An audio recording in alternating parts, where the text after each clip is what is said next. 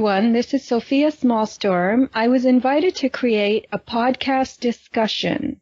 I'm joined by three people whom I have lots of respect for and friendship with, and they're all really great people. They are brave. They are putting themselves out there in risky and innovative ways. And I will introduce them now. There's David Weiss, there's Mike Williams, also known as the Sage of Quay, and there's Jaron, who has a YouTube channel, Jeranism. And what we're going to talk about today is this flat earth topic.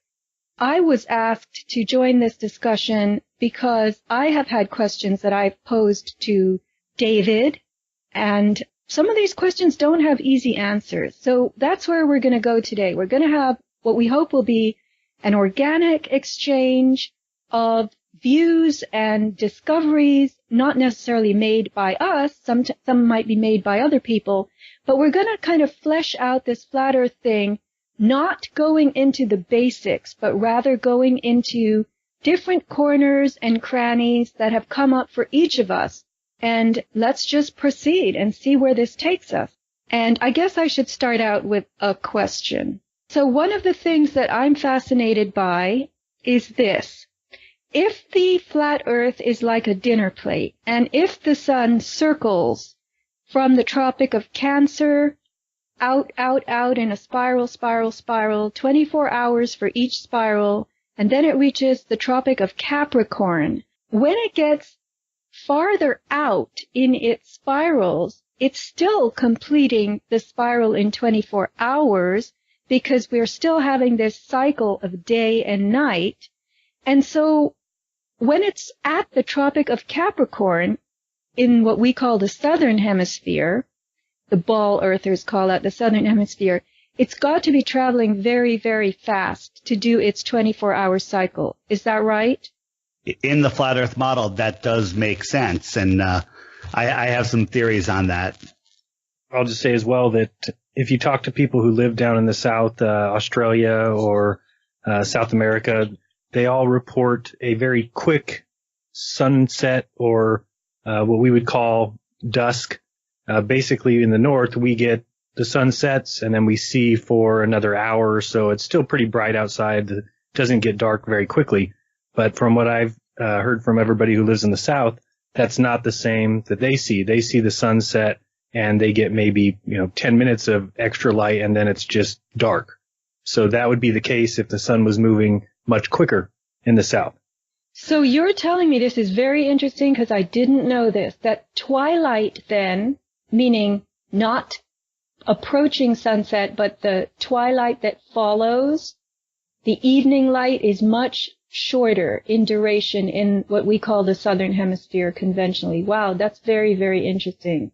Yeah, and if anybody who, lives in the South or, would love to tape that and put it up on YouTube or something, it would be very helpful just seeing if, because I've only heard that from people, but it would be great to see and actually to measure and, do an experiment and see what is that difference in time. Let me just jump back a little bit for those of you that are struggling with the Tropic of Capricorn and Cancer and Sophia's dinner plate analogy.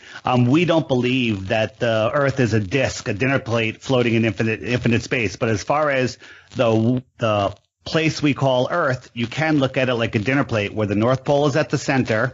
The equator is halfway out to the outside, and then halfway to the middle is the Tropic of Cancer, and halfway from the equator to the outer edge is the Tropic of Capricorn. And the sun spirals in between those two, making bigger circles in the outer southern hemiplanes summer and during our winter, and then comes back in tighter and slower, still making 360.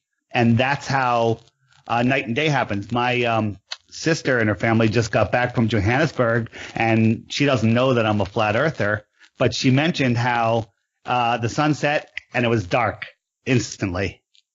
Now, can I ask, would it have to be higher as well So that is something that I was looking at. I believe that the sun goes faster and higher. This is my belief. It makes sense in the flat Earth model that I subscribe to. It's higher and faster in the outer southern plane, which because if it stayed low, they would have a very short day and a very long night. But if it's higher, that would explain how their days, can be much longer. Jaron, what do you think about that? Yeah, I'm not really sure about that. I thought that it was actually lower. And I based that off of the globe belief that during the South summer, the sun is much, much closer. In their belief, it's 3 million miles closer than it is during our summer. So I take that to mean that it is closer to the Earth during their summer versus ours. But 3% of 93 million is only, 3 million miles of 93. Let's put that at 3%. It's not going to be a whole lot lower or higher, meaning if let's say that we put the sun at 100 miles from us, that means it's a difference between 100 miles in the north and 97 in the south. So we're not talking about a huge difference of whether it's higher or lower. Yeah, well, you're taking the fact that the heliocentric model says during the southern summer, our winter, the sun is actually closer to the ball model. I don't put that together with the flat Earth model at all. Well, I would just assume that they measure that at least, optically. So, for instance, they talk about the apparent size of the sun. And it ranges, and I don't know the exact number. I think it's 51 to 53. It measures being bigger during the South summer. That's part of the reason they say it's actually closer. But you're right, and I don't have any kind of hard evidence on that to say. But at the spiral pattern that I think of, I do think that the sun is higher in the northern summer. Because somebody in, say, Fairbanks, Alaska, or those kind of places, when they see the 24-hour sun, I'm assuming that it's higher for them to be able to see it above the horizon. My sister-in-law lives in Australia, and she said that the sun feels closer, like in Australia, and she lived here her whole life. She just moved there last year, and says that the sun feels closer and hotter in Australia than it did here, which is, we live in Monterey, so it's on the beach, and we definitely get good sun for the summer. She said that also that she gets sunburnt faster. So that's kind of what led me to my idea, thinking that the spiraling of the sun is higher at the northern summer and lower, so closer to the Earth.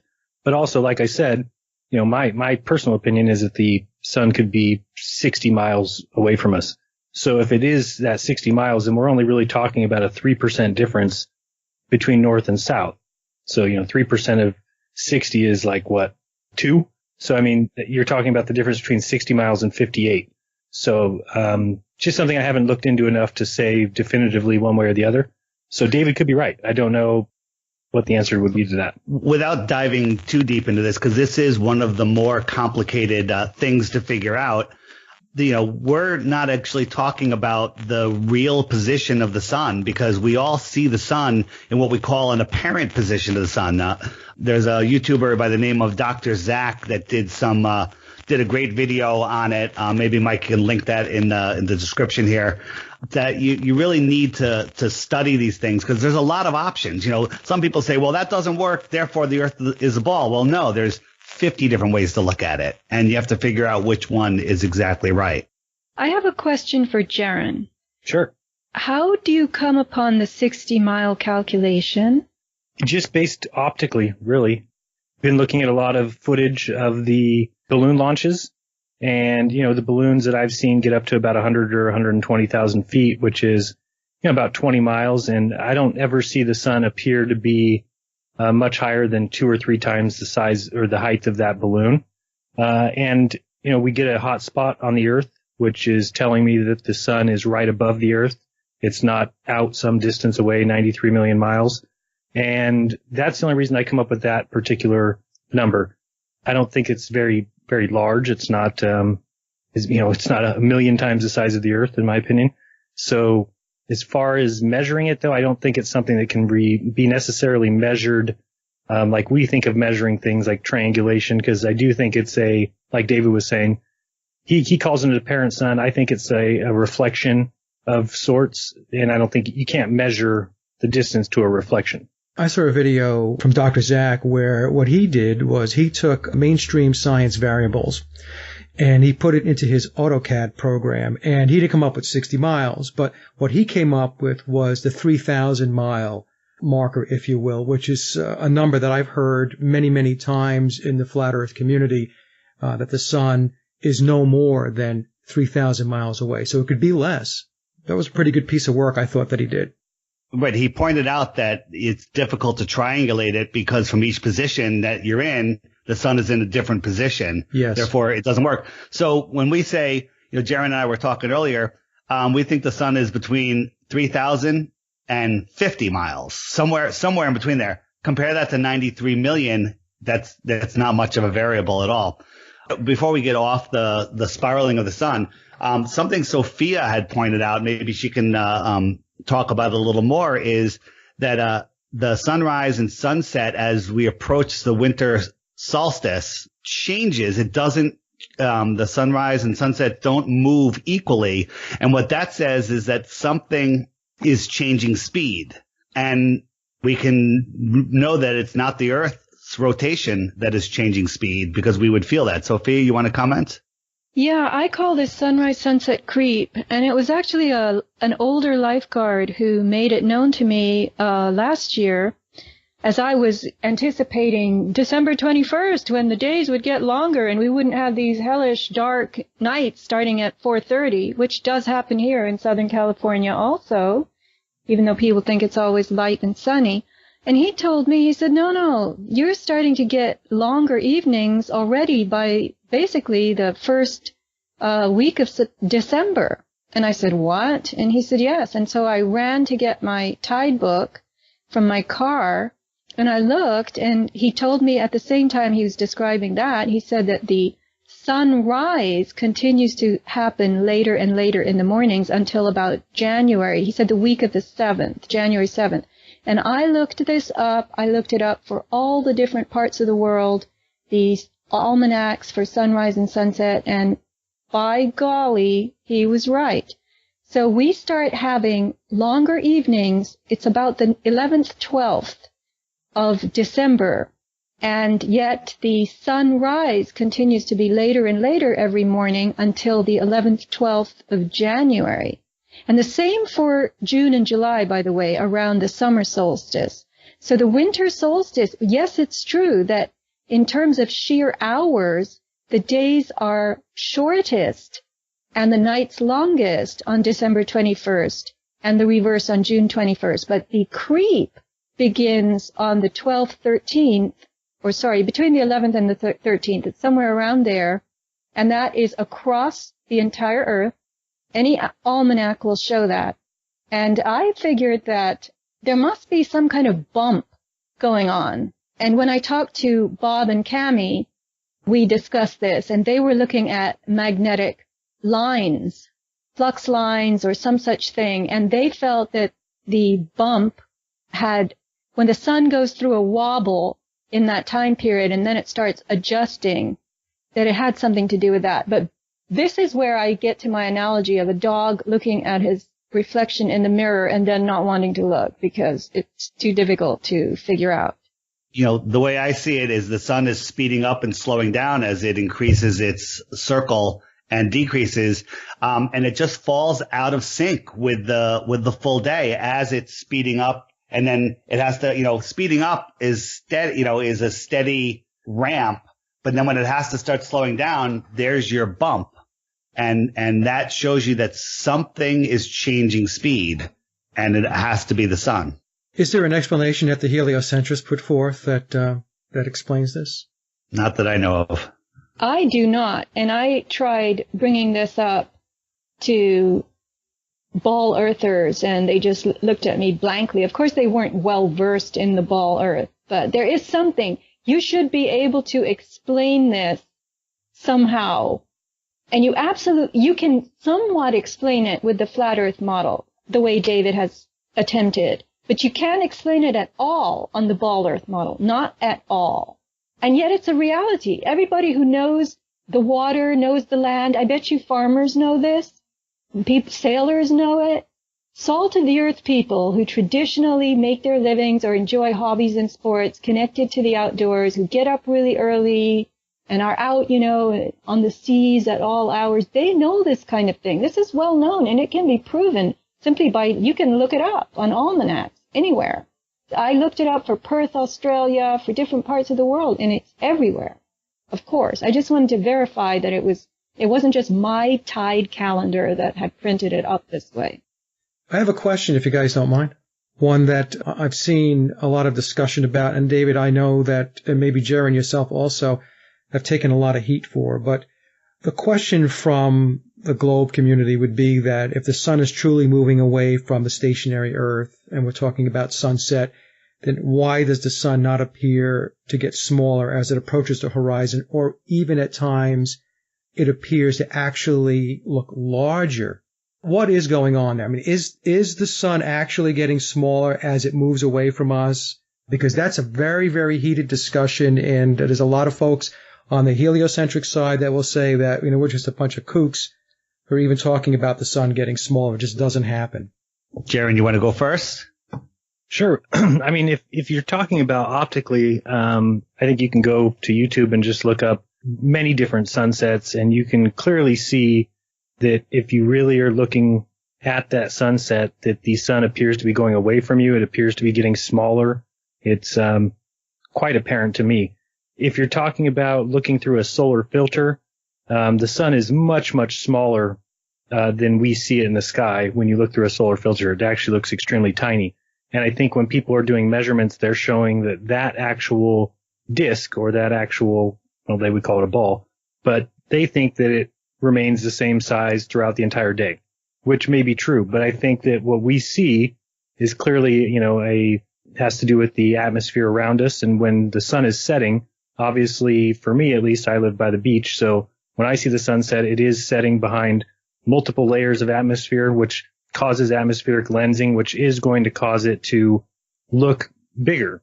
So when it sets, is it getting smaller, but at the same time going through more atmosphere? So you're getting kind of a double end thing where it's getting smaller, but you're seeing it bigger. But as far as, I think it does remain pretty close to the same size if you put a solar filter on your camera or on your telescope, at least from the experiments I've seen. So Rob Skiba did some amazing work where he demonstrated that there is what he calls atmospheric lensing that does increase the sun. So it's a beautiful balance. As the sun is going away and getting smaller, it's also getting magnified. But there's different conditions in different places. Most of us see sunsets in moist areas, over water, over moist, lush land. But there's a bunch of videos now. The first one I found was over the African plain, where the sun was setting over a dry African plain, and you could watch the sun that turns into a little pin dot before it finally gets eclipsed by too much clouds or atmospheric blocking, I call it. There's now dozens or hundreds of other videos where you can see the sun traveling across the land, getting smaller without that lensing going on. There's some in Alaska where it was nice dry, where you could see the sun and the moon doing the same thing, shrinking as they go into the distance. I just wanted to mention this as an aside. It's difficult in our part of the world to be on a flat plane and really see much in this regard because of the amount of chemtrail mess. I call it a chem bank. When I crossed the desert in Arizona and New Mexico in 1987, I could not believe the sunset. Of course, I didn't know to look for the sun as a pinprick disappearing. But when I crossed the desert again 20 years later, you couldn't see a thing on the horizon. It was all this awful obscurity, this gray, misty stuff. And so it's going to be hard. If you could go to Africa and look there, or go to various, the desert in other parts of the world. But here, you can't do it anymore. Just wanted to throw that in. No, that's a very good point. And what I was going to mention, Sophia, and oppose this to David and to Jaron also, is that I think that when we talk about folks saying that the sun doesn't get smaller, going back to that for a second, the problem is that the runway of visibility that people have when they make that statement, most people, they don't have. When they look up at the sky, they can see for so far, and then you've got trees, you've got mountains, you've got houses, you've got all that stuff.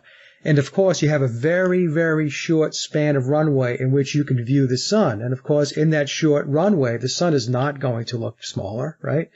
However, if you were someplace, let's say where you had visibility for 10 miles or so, setting aside chemtrails and all that stuff, that in all likelihood, you would see a change in the size of the sun because you're seeing it over a broader span of distance, and you can see it getting smaller. I mean, does that sound reasonable?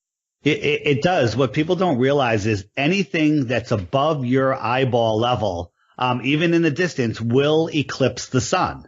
You know, if when you look, you know, at the city skyline, like New York City is about 30 miles from me, I could see it over the water. It's literally level with my eyes, but the sun gets eclipsed behind the buildings of New York as it moves away. And, you know, we're told that the ball's spinning and that's why it's going down. And you could, of course, believe that, but you're just not trusting what your eyes are seeing. Absolutely. And I'll even say something crazier that, my wife and I, who grew up here by the coast, we both remember seeing the sunset on the water. It's, something we've seen many times before. And ever since we started looking into this, going to the beach, trying to film the sunset, we've realized that it no longer happens that way. There is like a layer of gunk clouds. It looks like fake clouds, but there's like a layer of fog almost that sits on the horizon and the sun sets behind it. So we no longer, and we've been numerous times, and we've just realized that's what is there every day.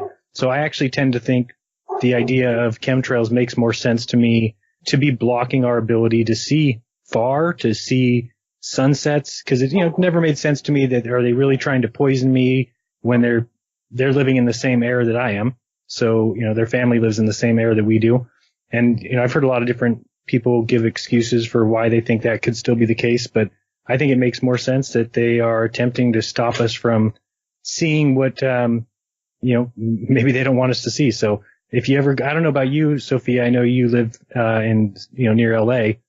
When you go to the beach, do you see the sunset on the water? Does it actually, the actual disk of the sun hits the ocean? Jaron, I live in San Diego County, and the sun goes down over the water, but I frequently see what you are talking about, the line of dark smudge. We call it smog from LA, but it's often chembank. And sometimes it's water, moisture off the ocean. There are many different conditions that can be cofactors in it. But in recent years, there's been so much obscurity on the horizon because you're looking through so much of it. And I've always called it chembank. I think that came from my studies of chemtrails back in around 2005. But I also want to mention what has happened very often here in California, at least where I live, and many, many people have remarked on it, that when the sun sets, as it starts to disappear, recede, quote unquote, below the horizon, it's no longer a circle. It is an octagon or hexagon. It actually it's amazing. It's mind-blowing, eye-popping. And I've heard regular people comment about this as well, that the sun is not, you're not looking at the conventional circle or half circle. You're looking at a geometric configuration with clear, straight lines. And I don't know if that's some kind of optical effect or something has happened to the sun. Who knows? I've heard people say, what? Look at that. And so it's a very common phenomenon here for us. You only see that at sunset then? You don't see that, say, an hour before or 2 hours before? No, it's right when it starts to sink. I'm talking in conventional terms. Right. A lot of people wait for the green flash. Are you familiar with the green flash? Yeah, my wife said she saw it many times as a child. They used to go for a youth group and go and try and watch it. And it's impossible to see now because we don't see the sun even touch the water anymore. What is the green flash? The green flash, I have my own 2-cent explanation for it, but it's very popular among sunset watchers. As the sun, I'm going to speak in the conventional terms, as the sun descends and gets lower and lower and lower on the horizon, this is the ocean in particular, everybody stares like hell because they want to see it actually disappear. And in that last moment, when there's that last speck of it showing, now it's a teeny pinprick, which we are, in conventional terms, assuming as well it's going over the side of the earth, the edge of the earth. But that last speck of light gives a big green flash. And it's a brilliant green, like a peppermint green. And it's shocking and enthralling and exhilarating, and everybody feels lucky when they see it. And I've seen it while my friend was looking away, and I said, "Oh, you missed it. There was a green flash." But we still see it, and my theory for why it happens is the light spectrum bending, because if you take, as you lose from both ends of the spectrum, the red end and the ultraviolet end, violet, indigo, blue, green, yellow, orange, red, if you fold that 7-color spectrum, which is, of course, just a simplification of what it is, visible light, right in the middle is green. So green is the last color to remain at dusk. And this is why I read in my research years ago that the Department of Transportation makes the street signs and the highway signs green and white, because you will always see green, even though it will be harder to see blue or red as the light fades. So the green is when you bend that spectrum. Green is smack in the middle, and there's something about the light spectrum bending, and boom, you get the green flash. That's my theory. I have to say I've never seen it. I saw it once while I was driving in my car. I just happened to be driving up Highway 101. I watched the sunset as closely as I could, and bing, there was a green flash right while I was driving. David, have you ever seen it? I think I haven't seen it because I've never lived in areas where I can actually see the sun, let's say sunset over the ocean. I've always been in areas where I wasn't very close to the water. In fact, right now I live in Raleigh, North Carolina, and I'm 2 hours from the coast, so I'm still not going to see something like that. Right. I'm on the Long Island Sound, so even though, the land is in the distance, it's going behind the land eventually. I did sail across the ocean once, and there was a lot of big waves, but the sun did go very far away before it set. It was, it was light for a very long time after sunset on the ocean. Well, we have that too, and the ocean is reflective. So I live on a canyon, and there's hills to the east. And so what I see in the evening, if I leave the beach is light, and as I head home inland a little bit, the ambient light is less and less, and it becomes darker and darker. But I will see reflected on the hillside in the summer, in those late evenings, all the light that's coming from the west, from the ocean. So there's a lot of reflection, I think, as well.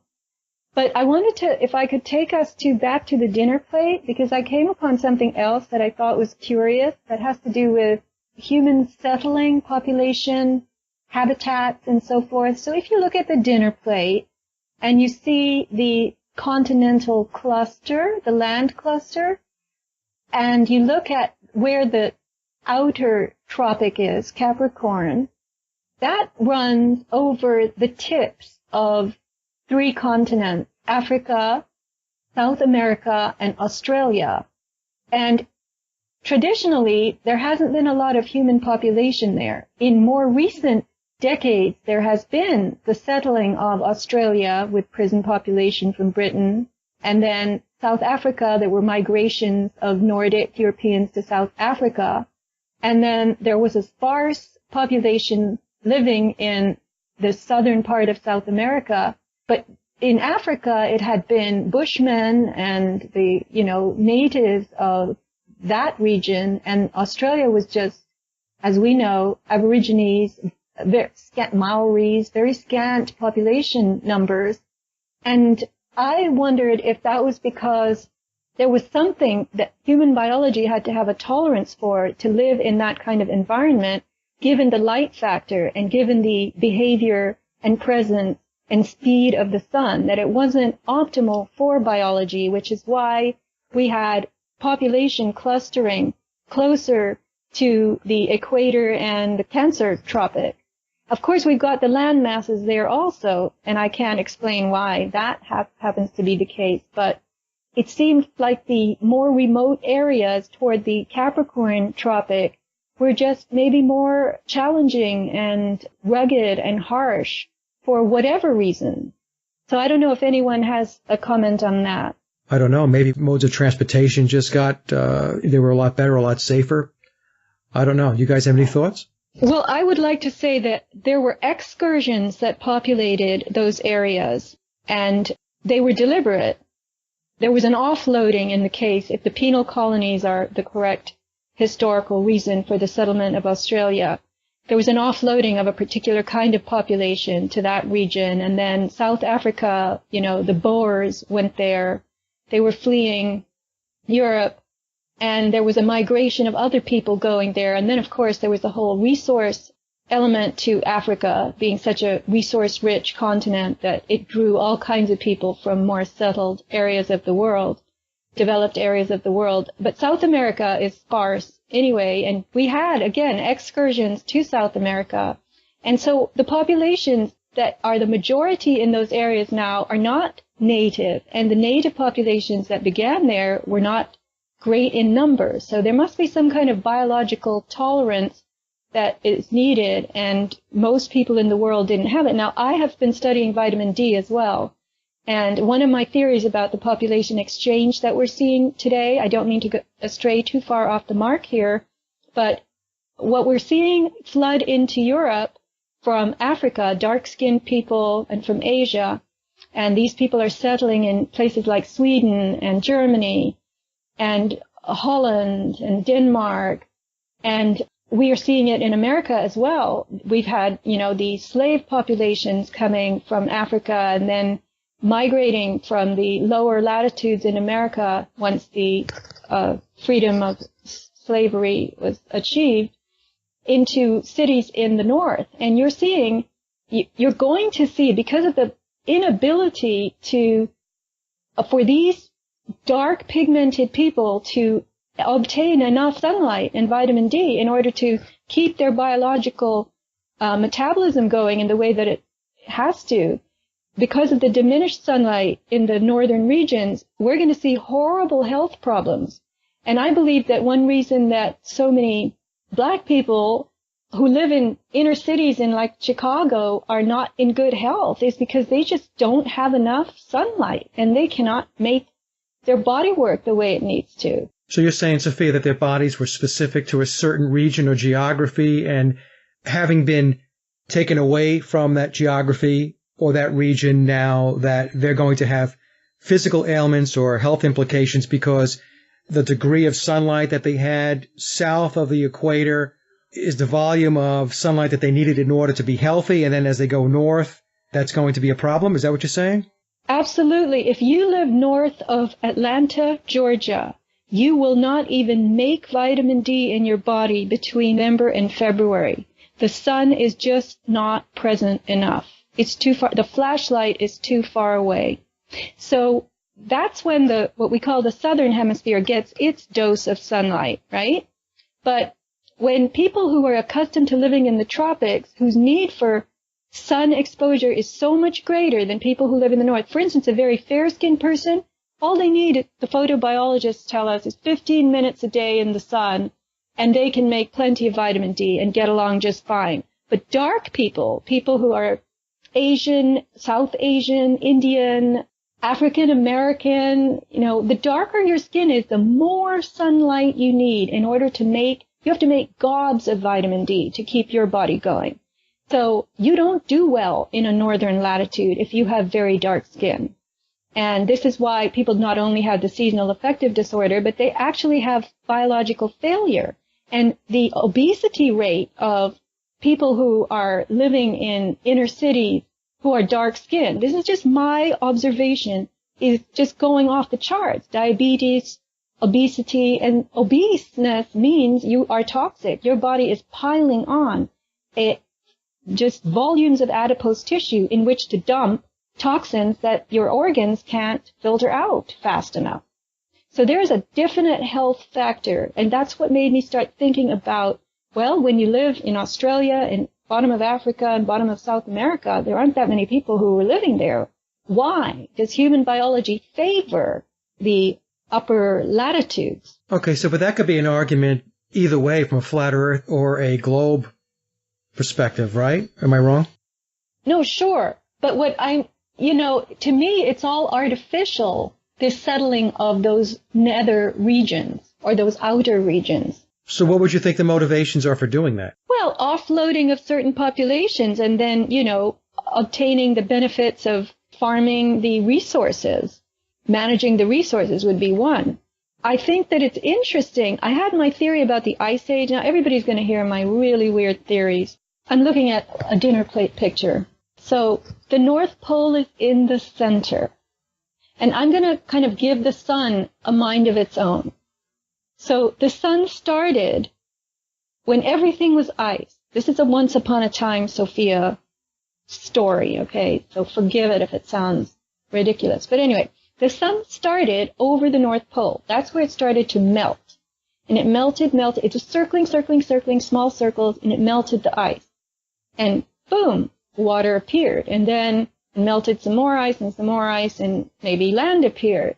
And it had some directive to keep moving out, melting more ice. And remember, we have these tales of how Greenland was green. I mean, Greenland had grapevines and farming, and so the Arctic area of the world that's now frozen over was not that way once upon a time.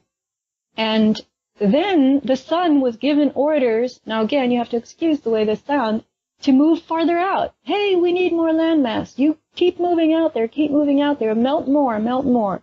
So the sun made bigger and bigger sweeps, and it had to go farther and farther out.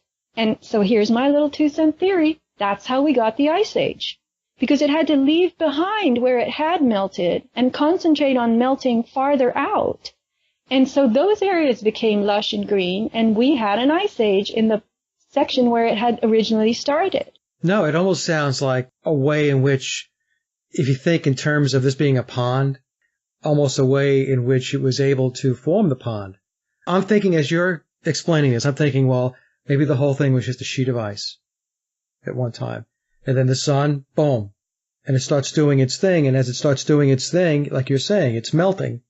And then water is flowing, and then land is exposed, and so on. I mean, I don't know. That was just some of the thought I had as you were explaining it.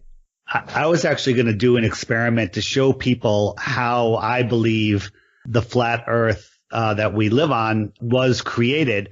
And I was going to get a large area of my yard and build like a little hockey rink, like a foot or 2 foot deep, fill it with water, throw rocks in there everywhere, and have it freeze over. And then just get a heat lamp and hang a heat lamp over and melt out a puddle. And you could swing that lamp in a circle if I could find a way just to make it keep circling around. And you would literally you would create a pond, expose these rocks. And that's my belief on where we live. Are we the only pond? I don't think so. I have no proof that there's other ponds out there. But that's how I see it. Jaron? I think that sounds fantastic. I would love to see that experiment. And Sophia, I don't think what you said was stupid at all. I think it makes a lot of sense, especially when you don't look at the Earth as being 4.54 billion years old. Well, it's not any crazier than the Big Bang. Certainly not. Nothing, Right? Nothing could be crazier than the Big Bang. Once there was nothing and it exploded, and now there's everything. That's what heliocentrists believe. I mean, they don't even know what they believe, because if they did, they wouldn't believe it. And they go around making fun of creationists when they believe in a creation. It's the same thing. I have a question, if you guys don't mind. This is something that I haven't figured out. I really haven't seen any material which has satisfied my inquisitiveness about it. But how do the eclipses work? Jaron's got this one nailed. Yeah, I got this one down. No, I'm looking forward to seeing my first one, or my first solar eclipse, coming in August. So until I can see it myself, I definitely have problems with eclipses. Not problems with how they work, just problems with what we're given as evidence of them. As far as the eclipses in flat Earth, they could work the same way as they do on the globe, especially the solar eclipse. And the lunar eclipse, I think that there's definitely some examples of the lunar eclipse taking place. What do they call it? A solenion? I can't really pronounce that word. It's the rare occasion, I guess they say, which has happened like 50 times since the mid 1800s, I believe, when there was a lunar eclipse when both the sun and the moon were above the horizon. So if that's the case, all I need to, really do is witness one of those, and that disproves the idea of the Earth getting in between the sun and the moon, causing the lunar eclipse. There is something, at least from what I've seen, that does cause a shadow on the moon. But I've also seen numerous images of lots of things that are casting a shadow that extends far enough on in the sky to reach the moon. And it could be, I've seen it, rocket shuttles, smoke cloud has reached the moon. Sometimes you see mountains when the sun's going past them, you'll see this shadow cast up onto the sky, and it kind of angles down away from you. And any of those things would eventually hit the moon if it was on the horizon, causing a so-called eclipse, especially when you talk about the idea of it being red, and we get that low red haze. Could be simply just atmospheric effects. So I can't tell you the answer to that, though. Okay, I know it's a tough one. Like I said, I haven't really seen anything that has satisfied, like I said, my questioning of how an eclipse works. I know that in Hindu mythology we have Rahu saying that there's actually another cosmic sphere, if you will, or so in other words, what they're saying is another celestial body that actually moves in front of the sun, as an example, and blocks it out. I don't know. I mean, what are your thoughts on that? We don't know. We don't have proof of that. It would be difficult to prove. We don't even know where the light of the moon is coming from. It is clearly not reflected sunlight. You can't reproduce it in an experiment, shining light on a rock and have it, cast a shadow back at you. The moon does throw its own light. I think Jaron and I are both of the same opinion that it is getting its light from the sun, from the energy of the sun, just like a bank of LED lights would light up with a Tesla coil across the room. And as you move that Tesla coil, different parts would light up. Perhaps the eclipse has something to do with blocking the sun's energy, and the moon is literally just blacking out. Yeah. Okay. So it just seems like that's something that needs to be researched further. The whole mainstream science explanation of this sounds okay until you have both the sun and the moon in the sky at the same time. I mean, how does that work? Yeah, it doesn't work. It doesn't work, right? It doesn't work in the heliocentric model. We don't even know if the sun and the moon are solid objects or not. If they are, it could work on the flat Earth model the same way it does in the heliocentric model. But there's so much unknown. We don't have access to it. And, we don't know the answer. And other people go, you don't know the answer, ball Earth. I drive my car down the road. I don't know how it works, but it's a car. I could tell you it has wheels and it's burning diesel fuel and it's doing all of these things, but I can't explain the rest of it, but it's a car. Yeah, it's not binary. And you're exactly right, David. That's how people respond. It's that knee-jerk reaction, which says, well, because you don't know, henceforth, it's got to be this. It's got to be the heliocentric explanation, and that's just not the case. So anyway, I don't want to dominate this. Sophia, I know you have more questions. I do. And again, I always think from a perspective of biology, because I really like rooting my thinking there. So when we go to the trophic chain, which is the food chain, the critters at the very bottom are called the producers, and they require light, sunlight, to make their food. They don't go out and gather or hunt food. Plants make food out of light. So I was thinking as you all were talking about how the sun and the moon could actually be chargers for what we need the most to thrive here, the life forms here, which are all light dependent. And the moon and the sun give off very different kinds of light.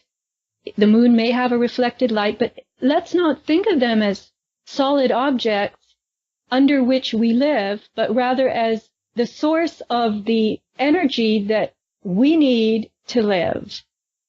And they have their various jobs. I mean, they're split between that 24-hour cycle. We've got the warm golden rays of the sun, which we need, all of us, everything that lives here needs it.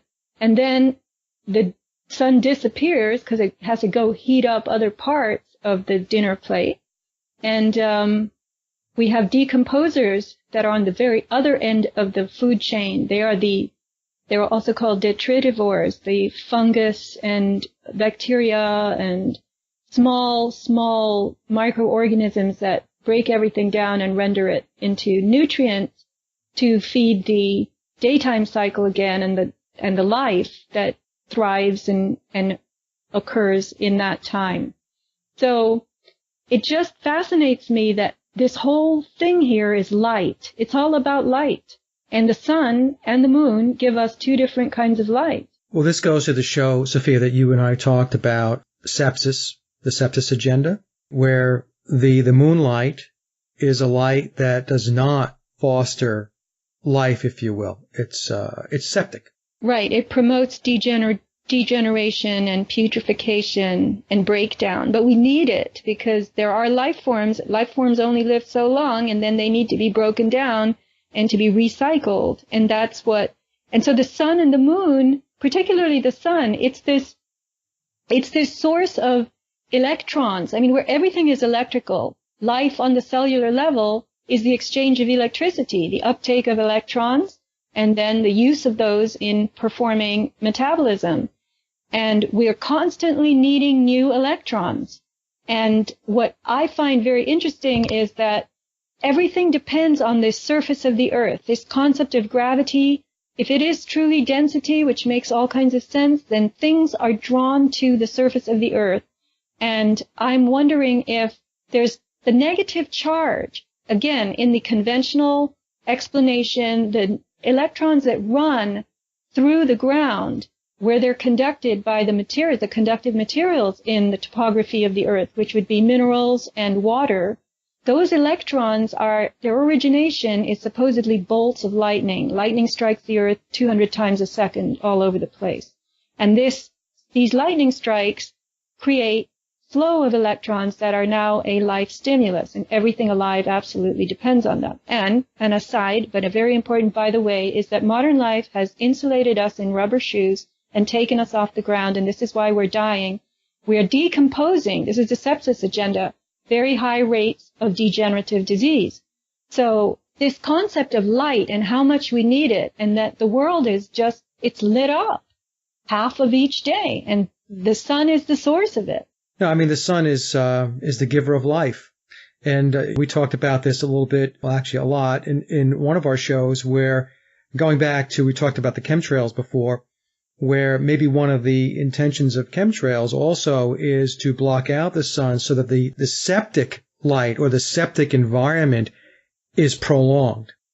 Exactly, and this is the whole Harvard development, the David Keith and Harvard University coming out in favor of solar geoengineering to deflect sunlight. This is going to push the biological darkness and sepsis agenda. So what if the sun, I mean, those people who believe in God and the creative force, I don't know how to describe that creative force myself, but the sun, when it got its original orders, it was told, start here and start melting.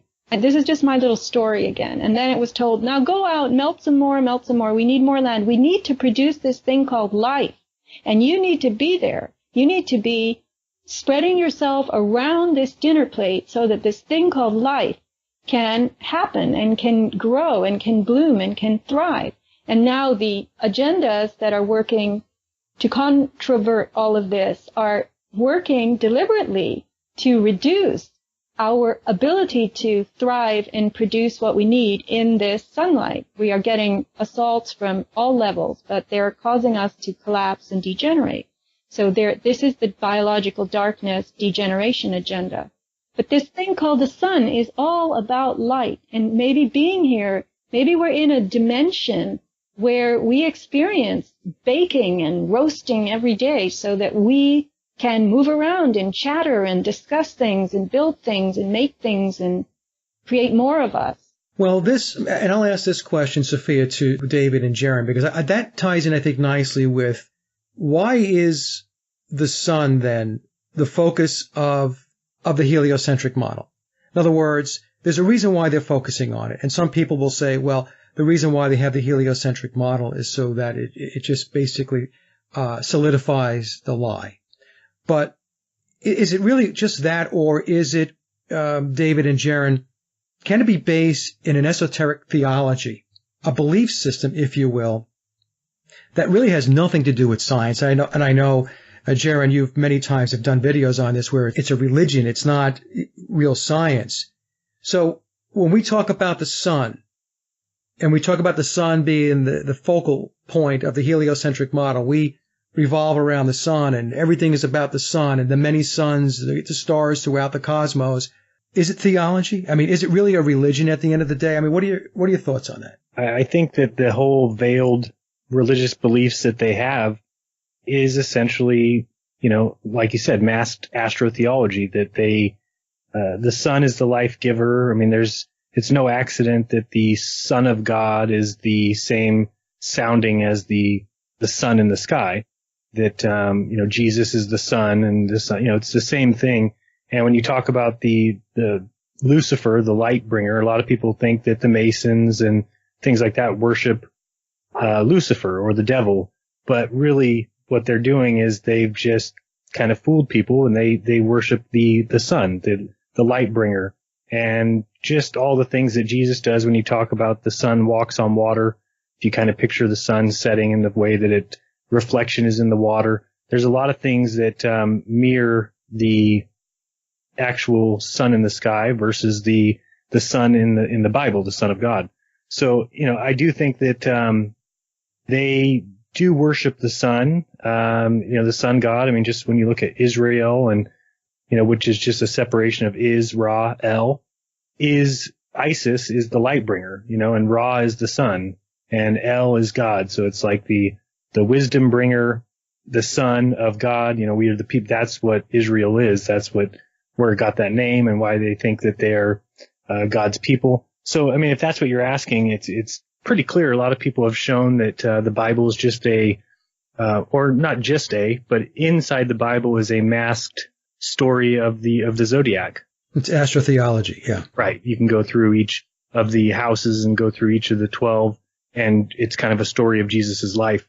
So yeah, that's definitely the case, at least in my opinion. So it is their religion, and ultimately, yeah, science cannot ever put the earth at the center, even if all the observations show us that, which they, for the most part, do. It's not something that science can venture into that land, because the next question, if we are the center of the universe, would be why, or who put us here, or what are we doing here? And those are questions science is not equipped to answer. They don't give anything purpose.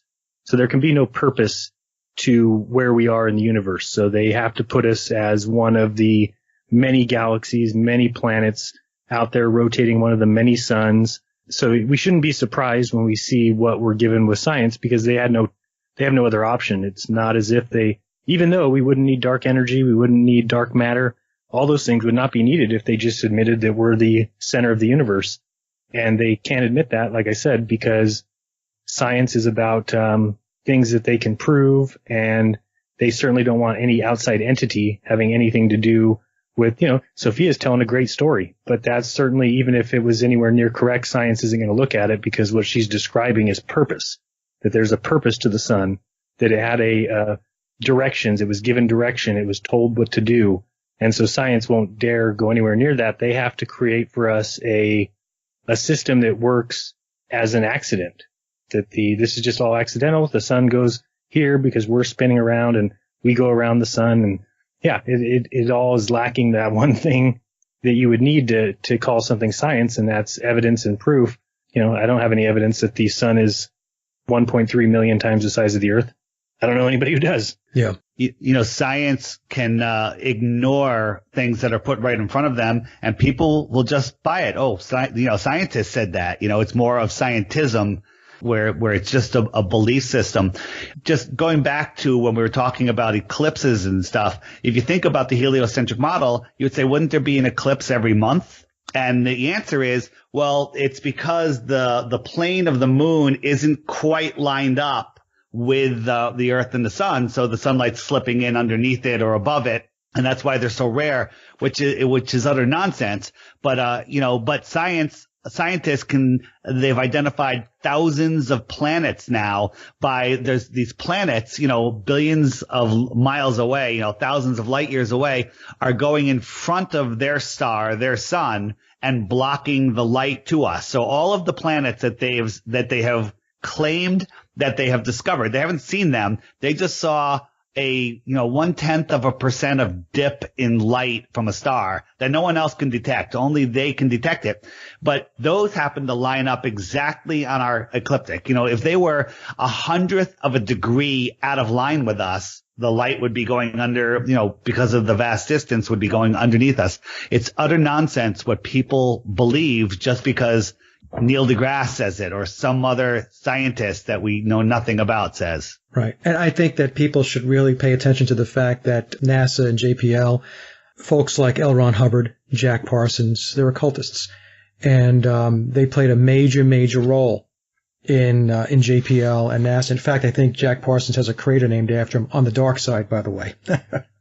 So anyway, Sophia, I don't want to, like I said, I don't want to get in the way of your questions here. What other questions do you have? Well, I wanted to ask, what are the stars? Jaron, go ahead. Sure. Based on my opinion, they're lights in the sky. They are meant to keep track of time. They are also probably influential in each of our lives. That, I think astrology goes back, thousands of years. And when science came into play, and I'm talking scientism or science with a capital S, say around 15 or 1600, they quickly called astrology a pseudoscience and replaced it with their idea of astronomy. And the difference is that it doesn't make a lot of sense to people that stars, which if you go by the heliocentric model, the closest star to us, not counting the sun, is 25 trillion miles away, which is something none of us can even begin to comprehend that distance. Yet when you go outside and look above you, the stars are there. They're certainly not super close, but I don't think they're, anywhere near millions of miles, let alone billions or trillions. And obviously, something 25 trillion miles away probably isn't going to have a lot of influence on your life or, things like that. But if they are much closer, then it makes more sense that some of these things that astrology is taught would be true. And, I haven't done a whole lot of research into astrology, but I know a lot of people who have. And I'm a bookseller. We have a bookstore, and the number one most requested book is an astrology book that is supposedly supposed to help people play the stock market, and it's for sale right now on Amazon for $9,000. So that's pretty crazy. And I've had people offer me $4,000 or $5,000 if I can get a PDF version of the book. It's impossible to get. So there's something there. You don't see a book for sale for $9,000 if it's just bunk. So it tells me that something is going on with it, and it might be that these powerful elite, that they use the stars to kind of decide when they're going to do things, and maybe this book helps people play along with them or make money off these ebbs and flows that they perpetrate on the public through the Federal Reserve System. So it certainly seems to me that there's no way that stars are that far away. It doesn't make any sense at all, and it makes more sense to me that they're much closer. And I challenge anybody, go outside tonight and look at the stars, and just remember that the closest one is 25 trillion miles away, and I don't think people understand how far that really is and how ridiculous it is. People don't understand what a trillion is. Mike, do you know how long 1 trillion seconds is? No, how long? 31,000 years. Okay. So people have no idea. So let me just talk about how we see the stars. We're told that these stars that are like our sun, some bigger, some smaller, we're seeing them, these vast distances that make no sense. Our sun is 93 million miles away. It takes light about 8 minutes to get here. So we'll call that 8 light minutes. It's 400 times bigger than the moon. Is that correct, Jaron? Yep. And it's 400 times farther, therefore they're the same size. So at 8 light minutes away, this gigantic sun looks like the size of the moon. Let's double that distance, 16 light minutes. You know what? Let's 8 times that distance, a light hour. You wouldn't be able to see it at 15, 20 light minutes away. At a light hour, it's long gone. But we're seeing stars that are thousands of light years away. And I'm only talking about 1 light hour where our sun would be, you couldn't see it. Light traveling billions of miles forever without petering out is just a big lie that people buy with zero proof. It's not observable, testable, repeatable in any way. I mean, you can take I've done it with my boat where I've had a 2 million candlelight spotlight, and I'm trying to signal somebody just 7 miles away. They can't see it. Yeah, my wife and I did a test of the ocean to test if there was any curvature in 4 miles. And the first time we tried it, we shot a pretty expensive $300 laser across the ocean 4 miles. And my wife was on the other side, and she called me and said, the beam is huge. And I said, what do you mean? I was thinking it was going to stay as a pinpoint. And she said, no, it's about 10 feet in diameter. So the beam had a divergence of 10 feet over 4 miles. So that makes me think about these stars that are these light sources trillions of miles away. How would it be that by the time they reach my eye that they have maintained their single point? That beam of light should have diverged, and if it went anywhere near the divergence of 10 feet and 4 miles, imagine the night sky would be completely washed out. We would have no nighttime. Think of the number of stars. I think they have it at 10 sextillion stars. And if light goes forever, never ending, and then the whole sky should be at night nothing but a white blanket of light. So the whole idea of them covering the entire sky, being 25 trillion miles at minimum, just doesn't make any sense when you look at it rationally. Well, I just wanted to ask this. Somewhere I read that if space is a vacuum, how does it conduct light and radio waves that supposedly come to us, signals from these far off stars and planets? You got me. How do you even get thrust on a rocket? I've for sure seen 2 tests just recently. ODD's got a good video about Mars, and then he shows 2 experiments that they did in a vacuum chamber. One showing that there was no combustion, so they tried to ignite propellant, and it just wouldn't light because, of course, there's no atmosphere to propagate that ignition or that flame to light something. And then the second test was to see if there was any thrust, and pretty incredible video footage because there's a feather hanging by a string, and he turns on a fan and you see the feather blow all around, and then they suck the air out of the chamber and turn on that fan that starts spinning, and it does nothing to the feather at all. So even though it's spinning, blowing air, that air is not traveling just 6 inches in front of the fan is where that feather was. So yeah, I personally don't think that there's any way that you could travel in space. I think that NASA says that they create a combustion inside the rocket and then it shoots out, and that causes the rocket to travel. I don't believe it. Even if there was thrust in space, there's no way to control the pitch and roll where you would just be tumbling wildly. An airplane has to go a certain speed to maintain its stability. Right. I mean, it has lift because it has resistance, right? I mean, the resistance of the air. My question is, we have all of these astronomers that are supposedly in these observatories. What the heck are they looking at if they're not looking at what they're telling us planets look like? What are they looking at? They're looking at lights in the sky. If you look through a really good telescope, I had access to a great telescope when I was in college. You're seeing what looks like a light bulb. It's a self-illuminated, kind of looks spherical to me. Saturn looked very spherical. These things, we're told that they're seeing, thousands and millions and billions of miles, but they're not. They're just collecting light. And when you zoom in, you're zooming in on smaller and smaller and lighter things. You can put up a poster on the wall, a painting of a galaxy where you have big stars and little stars in the distance, and then get your zoom camera and you could zoom into it and then show that video, and people will say, yeah, that's zooming through space. No, it's not. It's just zooming in on smaller and smaller areas. So is the dome, is there a dome or whatever layer that is above us? that's where everything resides. And when we get these giant telescopes, you're just zooming in closer and closer on smaller and smaller things. Yeah, it's no different than a microscope. For some reason, people understand that if we put a leaf under a microscope and we look at it, that we're just seeing further into that little leaf there. We're just seeing it more magnified. That's all. We're not seeing past it. We're not seeing further. We're just seeing what's in front of us, but multiply magnified many times. When you look at the sky, for some reason, they have a different opinion when it's the same thing optically, that you're just seeing what's there zoomed in. You're not seeing further into the sky because you're looking through a telescope. People seem to understand that when it's talking about a microscope, but can't grasp that with a telescope. Can I throw a what if in? So this existence under the dome describes the containment of this existence. My what if is, let's call this a dimension. We live in this thing that we call the third dimension. And outside of the containment is more dimensionality. But I've heard, and I've been trying to grapple with this and say, okay, fine, is this the way it is? We have a collective acceptance and understanding of 3D life.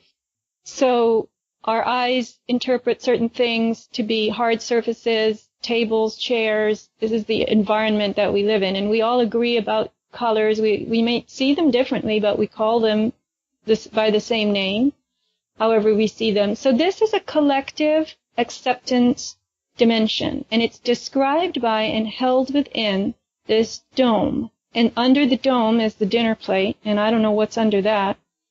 But anyway, what if the stars were... Now, again, we have to speak in the language of dimension, so it's no longer the language of the third dimension, just the third dimension. What if the stars were openings? They were pliable, movable openings, pinpricks in that dome. And we're actually seeing glints, G-L-I-N-T-S, of greater dimensionality. And however they sweep around or move, I can't really explain, but because it's not a solid thing, this dome, in the way that the table, the desk I'm sitting on is a solid thing, it has a much bigger, much more pliable reality. It's not necessarily just purely physical. And so light, this thing that keeps us going, that we're nursed with from this thing that was put here called the sun, light exists ad infinitum in great power in ways that I can't even begin to imagine outside of the containment. And the stars they're just tiny little signs of that light. I think that's a great point, Sophia. I've thought about that myself. I think, well, at least my way of saying this is that perhaps the stars, especially the planets, because they focus a lot on the planets, a lot of emphasis put on Saturn, Jupiter, Mars, and so on. Perhaps they're gateways or portals. I mean, is that where you're going with this? Yeah, there's some kind of dimensional opening, but they can't be described in a physical way, which is why they seem to move around, and we don't know what we're really looking at. We're looking out of this containment when we see stars, and we don't really know, we're not aware of that. Yeah, it's like sitting in an analogy would be you're sitting in a very dark room, and that's the room you sit in all the time, and then there's a keyhole, and there's light coming out of that keyhole, right? So you're going to want to look through that keyhole, as small as it might be, to see what's on the other side, right? Exactly. I mean, even, do you know in optics the pinhole effect? Yes. So if you do that, I'm doing it right now against the window. And when I was in, I don't even know, 3rd grade or something, they were showing us this. You make a little triangle out of your thumb and your 2 forefingers, and you look through the pinhole. And even though you might reduce the size of the pinhole, the light waves that come through, they radiate out and they're round. And so you can't really diminish that at all. You can't diminish the physical property of that light. So you're already experiencing some kind of dimensionality in a cheesy way when you do the pinhole effect. Yeah. What do you guys think? Jaron? I totally agree. I think that there's, every bit of evidence I've seen when searching esoteric beliefs and the occultism, it talks everywhere about the planes of existence, and kind of what is described as this is the physical plane, which is like the densest plane. And, everybody from, Indian to Hermeticism, Gnosticism, they all talk of these different planes of existence. I think usually you've probably heard the number 7, that there's 7 planes and that they are above us. And absolutely, they could be pinpricks in that plane of existence to tell us it's there. I'm not sure. I've never been anywhere else but here. If I have been somewhere else, then I forgot it. So I'll throw out the idea I've been looking into. I might have mentioned it to you a while ago, Mike, is that I believe that the stars, or I'm looking into the possibility that the stars are where, for lack of a better word, our souls are kept. And the stars are pieces of what we call the sun, the S-O-N or the S-U-N. You were talking about religions. There's a ton of religions that have the same story, and it's all an allegory for the sun. The sun, where it dies in December 20, in December, and then it rises 3 days later, and that's the solstice. That, we are having this physical experience here on Earth, and the stars above us are where our eternal soul is kept, for lack of a better word. It's the projector of our reality. And that's why astrology is such a powerful tool if you know how it works.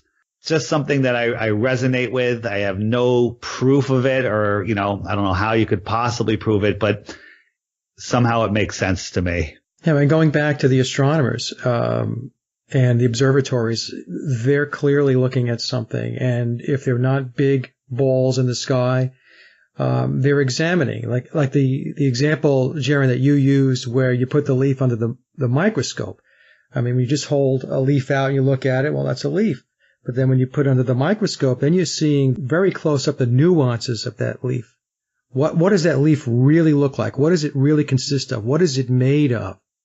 So, I think it's very possible that that's exactly what they're doing. They're looking at these stars, they're looking at the planets, and they're trying to get insight into what is the composition, what is the makeup, they could be sentient bodies, celestial bodies, right? There's a reason why they named them after gods. So, I mean, there's a lot of questions out there that, that are unanswered, and these are just thoughts that we're all sharing, right? We're not saying we have the answers to this stuff. So the planets are all named after gods, but they're also called wandering stars. The stars themselves are fixed on a plane of their own, and the wandering stars are on, whether they're on one plane or different planes, moving through what we call the sky. That's how I see it. I think what David said was really cool. I got a goosebump or two, so that's always a good sign. But when you look at a leaf under a microscope, you're actually looking at another structural world. Now you have to come up with new terms for what you're looking into. You're really not looking at, but you're looking into, I think. And when you take a telescope and you look out at the firmament, the stars, I don't even know if these guys know what they're looking at, because if they have been trained, and one of the best things David Weiss ever said to me, I have laughed about this so many times, astrophysics is a made-up science. And if that's the case, then these guys, they're thinking I'll just quickly say this, they're looking at solid objects, but actually they might be looking at the reverse, just the way they're looking into an opening rather than at something round. A telescope is just a big microscope. You're doing the same thing. You could take your microscope and zoom into that leaf farther and farther and farther. It's the same thing that you're doing with the telescope. You're not going vast distances. You're just zooming in on a surface of some sort. I don't know if it's solid, energetic, frozen. I don't know the answer. But imagine that we're looking at that leaf and somebody convinces you that the cell that we're looking at is actually a place you can go and land on. It's basically what they're doing with space, right? I mean, they're just taking a little thing that they're able to see on their telescope and say, you can go there. And I'm sure you guys have heard that there's a guy, I can't think of his name right now, that found that basically a numeric code in space, that he found this, basically it's a computer code that makes up the universe. And I tend to think that that could possibly be what's going on. And like you said, it being made up, I look at people like Neil deGrasse that's got a PhD as an astrophysicist, and really all he's done is done a good job at memorizing words out of a book. He's never been to space. He's never touched space. He's never experimented with space. He just is really good at repeating what's in a book that told him what the truth is. I'm not really sure if those are the kind of people we want to have PhDs. I mean, would you want to give an MD to a doctor that had never seen a human? Probably not a good idea. It's the same kind of thing, that these guys are experts in what I consider to be a big story, a big lie. Well, many of them are theoretical physicists. So they have the word theoretical in front of them, which means that they're operating in theory. And that's what a lot of people also have to understand, that they're talking in terms of theory. So these are not facts, these are theories. And, and theories can be debated and theories should be debated. The other thing is, just quickly, Richie from Boston, I was watching a video he did recently. He was talking about Bill Nye, and he said that Bill Nye is actually a mechanical engineer. Is that true? I thought he was a comedian. Yeah, I mean, he was with MTV or Disney or something, and then he was saying that he's actually a mechanical engineer. And I was kind of laughing as I was watching Richie's video, because I'm thinking to myself, this guy's on TV. He's put, front and center stage. He's some kind of scientist. Yeah, in that video where somebody asks him, could the Earth be flat? His excuse is, go to the east coast of the United States and look across the ocean and tell me why we can't see Spain, which is a ridiculous thing for anybody to say, let alone a scientist, because we know that anything going away from you, take a car, after 200 yards, the car will disappear. It's gotten too small for you to see. So when you're looking across 3,500 miles of ocean, anything on the other side of the ocean has become so small you would never see it. So for him to say that, it just makes me think that they've never considered anything outside of their own beliefs and their own ideas. And that's the opposite of science. You have these guys going around saying the great thing about science is that we're so skeptical and we look at every different thing and we always make sure that we're not falling for our own delusions. But they really honestly have already assumed that everything that they believe is the truth, and anything coming from outside that is nonsense. And scientists saying, look across the ocean and you should be able to see Spain if the Earth is flat, is pretty ridiculous. Yeah. Well, they're ignoring certain laws of physics when they say that, right? And so when you're talking, all of you, and I'm sitting here thinking and frowning, I would say that these people have developed a language, and each of them gets to develop a subsection of the language, and they have the monopoly over publications. They have the best places in the libraries and the encyclopedias where they can put their parts of the story that they've developed, and they just take off on this story. They love to indulge themselves in aspects of the story and keep refining it. It's almost like if I were to say, okay, let's the four of us write a novel about, and I laid out a basic plot, and I said, Jaron, go and develop this part of the plot, David, develop this part, Mike, and I will develop this other part. That's all that they're doing. They're just developing parts of a story. And they are talking a language, and they don't want to listen to our story in our language. Well, they don't want to listen to our story, Sophia, because I'm speaking, from my own perspective here, is because this is a religion. It's a theology for them.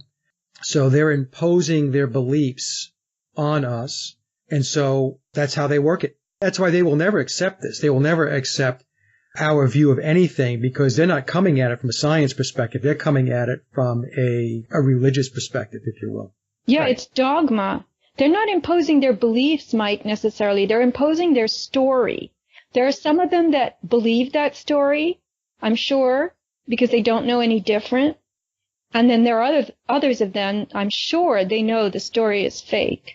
Yeah. I think it goes a lot further than just, where we live. I think that if you really look at the story that science tells about the age of the Earth, that the stories that they tell are really stories. The more I look into different aspects, I really try and go and research and dig to the bottom of, the more I get really frightened like you said, Sophia, I frowned the other day. I really wanted to see the idea of chromosomes and how that works, and the whole idea of and go look into it, and you'll see. Basically, they've told us a story that works well in a book. It works well when you talk about it.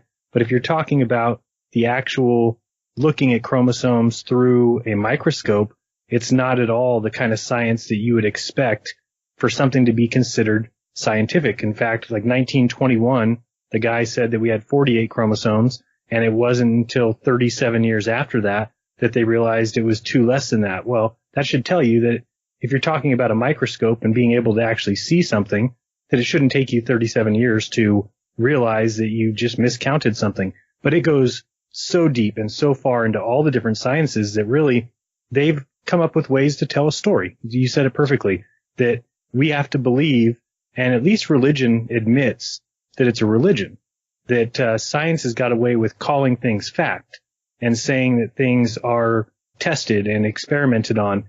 And it's just not the case. I mean, go try and look up a double helix DNA. You know, we've all seen the drawing of the double helix DNA code. Go try and see an image of that, or a photo of somebody who's seen that through a microscope. It's not what people think. It comes out of a computer. And I don't think people understand that you have to put in data into the computer in order for whatever it spits out. So when we get these pictures of galaxies, or we get the picture of the double helix code, or we get the picture of chromosomes, somebody had to tell the computer what to output. And then when they put in different data, they get that output again. But those things aren't coming out. It's not what people see. Excel does the same thing with data. You can tell it to put out a graph, all different kinds of graphs. You throw in some numbers and it makes a different graph. It's beautiful. Right. Yeah, so that's a very good point, Jaron. So you're saying, I mean, it's based upon inputs. So if the person who's putting the inputs in has a predetermined objective or outcome, then they're going to put inputs into the computer program or into Excel that's going to spit out exactly what it is that they want as an outcome. Right. I mean, especially when you're talking about, space, that these satellites, or the Hubble Space Telescope, it's transmitting whatever it's seeing to a computer, and the computer takes all that information and outputs an image that people then apply colors to, and they show us these beautiful pictures and everything. But that's not what the actual telescope is seeing. That, that's exactly right. That it's whatever was inputted into the computer as a kind of catch-all, saying if this comes through, output this. If this comes through, output this. So I think, and it's very easy to convince people that what you're talking about is the truth. I'm not somebody who believes that every scientist is lying and that they're all deceiving us. These people went to school, so they are very well versed in whatever their field is, and they really believe it. It's just like the poor scientists or engineers that build these things at NASA. They're very well versed in them. They build great satellites, and then when they hand it off, and then the next thing they know, they see on TV a rocket go up into space, and they think that their satellite's aboard there. They go to work on Monday, and they get printouts showing that their satellite is exactly where they think it is. It's returning the exact data that they expected. So they would never second guess the whole deal. They don't understand or don't even consider the fact that all it would take is somebody on the other side of the computer telling the computer to output those things. And when you're as mathematical as all those things have to be, it can just be pre-programmed in the computer. So when we see the Mars lander go to Mars and just rovers out there, it's very easy for them to mathematically come up with a code that returns exactly what the scientists would be expecting. And occasionally you throw in a little bump in the road, right? You make it return its data 45 seconds late so that the scientist kind of freaks out for a second. Then the data comes through and they're like, whew, I didn't know what was going on. I didn't get my return tone. And it just makes them I feel bad for them because they're very smart people who are doing a great job. It just so happens somebody at the very top is probably not sending those satellites anywhere where they think they're going. There's a patent for satellite radio to how to fake it to make it look just like a satellite signal. There's an actual patent that shows, they can test it to make it look like it's using satellites by using ground towers. It's nonsense what they're telling us with satellites. One of the things that I've always say to folks is that when we talk about scientists, PhDs, and all these people, that they could be very, very smart people, and many of them are very, very smart people. But the thing is that they have majored in and they have gotten degreed in whatever it is that they were allowed to know. So there's a whole, in my view, there's a whole suite of information about our existence, even about physics, that I believe is completely off the table. It's just that someplace else, there's other people that control that and deal with that, and that many of these scientists and these physicists and these PhDs, they are essentially, unbeknownst to them, they're doing the work of the controllers by going out and saying, okay, so I'm going to play back and I'm going to major in whatever it is that I majored in or got degreed in, and I'm going to work with that. And the thing is that, to me, they're working with a subset of the total pool of information, if you will, the total pool of knowledge. And so that's where they get trapped. It's because, let me just, a real quick one here. I don't want to take up too much time, but I have some friends that went to the climate conferences out in Paris, and they were talking to some of the scientists that were there, climate scientists, and the questions that were posed to these scientists was, well, when you factor in all of your modeling with climate, do you ever factor in the spraying? Do you ever factor in that geoengineering is already taking place? And the vast majority of these scientists had no clue what the activists were asking them, which says that, they don't look at the sky. They don't see what we're seeing. So the point I'm trying to make is that many times they're in a bubble. They're in a silo, and they never look left or right. There's no peripheral vision. It's very compartmentalized. They're just focused on whatever it is that they're working on, and that is it. Anything outside of that belongs to somebody else to go look at. And I think that that's a big, big piece of the problem. It's a huge piece of the problem. There's also, I'm thinking of the story of the little boy who just went to the ice skating rink, and he's finished with his little excursion, and his father is there, and his father is taking off his skates and putting his shoes on because they're going to go home. And the little boy sees the candy machine, and he goes, I want a candy bar. And his father says, no. And he goes, I want a candy bar. And his father says, no. And he goes, why? And the father says, the machine is broken. And the little boy goes, why? And the father says, because I say so. That's it. Yeah. And these people, when you said, Mike, they are following the orders of the controllers, they have become the little boy. Yeah. And they cannot hear anything else except that the machine is broken because someone said so, and that's the end of their world. They have to stick with what they have studied, which is all artificial, but they have invested so much time and money in it, and they do not have the ego strength to start taking that apart now. Well, and if they step outside the box, there's punishment, right? So if they do decide that they're going to be free thinkers and maybe just kind of like explore a little bit here to the left, a little bit to the right, as soon as they start talking out of step with the mainstream storyline, they're going to have their careers ruined.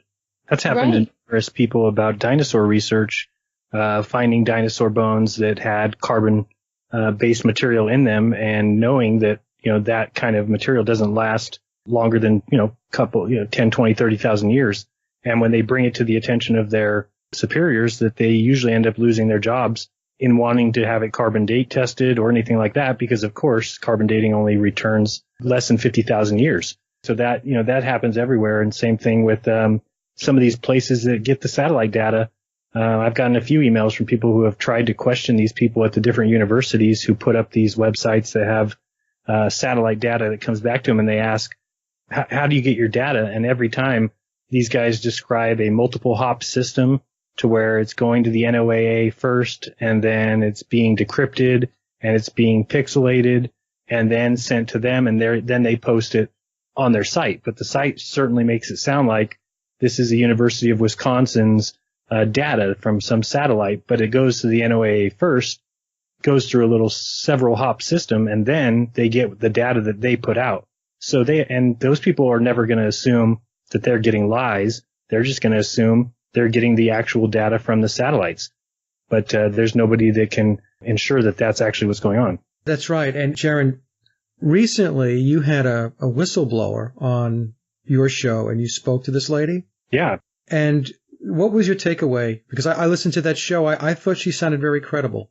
Yeah, absolutely. And she also, if you go to that video, you can look at the first comment. I pinned it up at the top, and she felt bad after because she saw all the comments from people that said that she was faking it or that she was a fraud. And she worked for NASA, right? Yeah, and people just need to think that, what would I have or what would she have to gain by her coming out and saying that? Basically, she worked for NASA as a contractor, but she worked at Edwards Air Force Base. And she worked there for like 15 years under different programs, and she had a couple interesting stories, one of them being that she worked next to the photo lab and that she had overheard two of the photo technicians laughing about the moon landings, that they couldn't believe that anybody ever believed that people went to the moon.